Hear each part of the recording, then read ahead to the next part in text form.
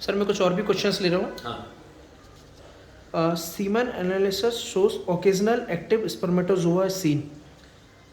This happens with severe ओलिगोटेराटोएस्थेनोजोस्पर्मिया।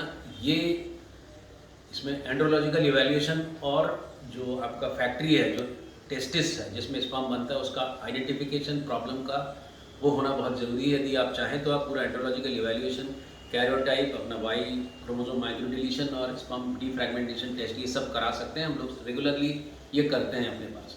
Sir is there a way to improve egg quality? There are multiple ways of improving egg quality, but nothing is miracle. But definitely we give lot of things like coenzyme Q10, good vitamins, vitamin E, and lot of nutritious proteins. These things we usually give to the lady. Sometimes we give DHEA and testosterone also. So it gives a help to improve the egg quality. Sir एक pregnancy होने के बाद second में husband के sperm नहीं ला रहे हैं। ये एक पेशेंट अभी आए थे हमारे पास में, आते हैं ऐसे कि पहले तो स्पर्म काउंट ठीक था, हो सकता है कि उस समय स्पर्म काउंट लो था, उसी में प्रेगनेंसी हो गई और प्रेगनेंसी के बाद में स्पर्म काउंट जीरो में चला गया।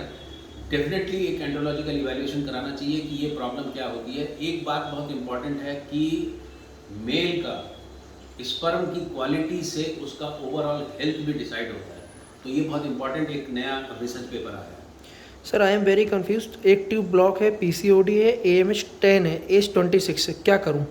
आपकी यदि एक ट्यूब ब्लॉक है और दूसरी ट्यूब भी अच्छी नहीं हो सकती है, ज़्यादा चांस है, आप IVF करा लीजिए। सर IVF पे कितना खर्चा आता है? IVF का जो खर्चा है ये कस्टमाइज्ड है, पर्सनलाइज्ड है। तो वन साइज फिट्स ऑल वाला कोई सिस्टम नहीं होता। फिर भी हम एक 1,05,000 का एक रेट रखते हैं जिसमें कि उम्र कम हो, AMH अच्छा हो, जिसमें हमको अच्छे एग्स रेगुलर यूरिनरी गोनाट्रोपिन से मिल सके। अदरवाइज ये खर्च रिकॉम्बिनेंट FSH से कई बार 1,70,000-80,000 भी जाता है। डबल स्टिमुलेशन करें तो वो 3.5-4 लाख भी जाता है with add-ons. So it is a variable, customised, depends upon the couples personal features. Sir difficult embryo transfer के बारे में बताइए। डिफिकल्ट एम्ब्रियो ट्रांसफर के बारे में क्या बताएं? When it is difficult doing embryo transfer then it is a difficult thing, but most of the time we take help of, मैं अल्ट्रासाउंड का हेल्प लेता हूँ और मैं कोशिश करता हूँ कि मेरा ट्रांसफ़र डिफिकल्ट ना हो, इसलिए मैं असेसमेंट साइकिल में काफ़ी काम कर लेता हूँ। एरर टेस्ट आप किसे सजेस्ट करते हैं? Most of the time error test I suggest everyone, but किसको कराना चाहिए? रिपीटेड इम्प्लांटेशन फेलियर हुआ या फिर आपका विंडो ऑफ इम्प्लांटेशन को यदि किसी को देखना है तो डेफिनेटली एरा एक अच्छा हेल्प है एम्ब्रियो ट्रांसफर करने के पहले। Sir I am a patient of hypogonadotropic hypogonadism. I was diagnosed when I was 18। Hypogonadotrophic hypogonadism, when you diagnosed in 18, why there is hypogonadism and hypogonadotrophic hypogonadism? It comes through brain, it is secondary ovarian failure. Whether it will switch on or not, we have to think lot of things like your weight and your brain condition, lot of things we have to investigate, then only we can give an answer. But on video giving this answer, you can see my old videos, why it happens, you can get it.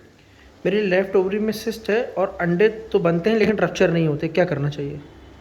ये देखिए, ये जो question है ये बहुत common है और ये बहुत कंफ्यूजिंग रहता है लोगों को कि आपके अंडे बनते हैं और फूटते नहीं हैं, रप्चर नहीं होते। यदि किसी का पीरियड रेगुलर है तो डेफिनेटली उसका अंडा फूटता होगा या रप्चर होता होगा, तभी उसका पीरियड आता है। और यदि पीरियड रेगुलर नहीं है और अंडे नहीं फूटते तो वो सिस्ट का प्रॉब्लम है। उस अधिकतर मल्टीसिस्टिक ओवरी या फिर पॉलीसिस्टिक ओवरी होती है। सर 6 वीक होने के बाद भी अल्ट्रासाउंड में यूट्रस में कुछ शो नहीं हो रहा, क्या करना चाहिए? डिपेंड करता है आपका बीटा एचसीजी लेवल कितना है। बीटा एचसीजी लेवल यदि 1000 मिली इंटरनेशनल यूनिट पर ml से ऊपर है तो आपको ट्रांसवेजाइनल सोनोग्राफी से सैक दिखना चाहिए। ये एक मोटा मोटा एक लिमिट है। यदि आपका और भी ज़्यादा है और यदि नहीं दिख रहा है यूट्रस के भीतर तो ट्यूब में प्रेगनेंसी का खतरा रहता है। आपको बीटा एचसीजी का सहारा लेना चाहिए और यदि आपको समझना है तो आप टेली कंसल्टेशन ले सकते हो या फिर एक अच्छे गायनिक से बात कर सकते हो। सर मेरा एनामली स्कैन में ओलिगोहाइड्रेमनियोस आया है, क्या करना चाहिए?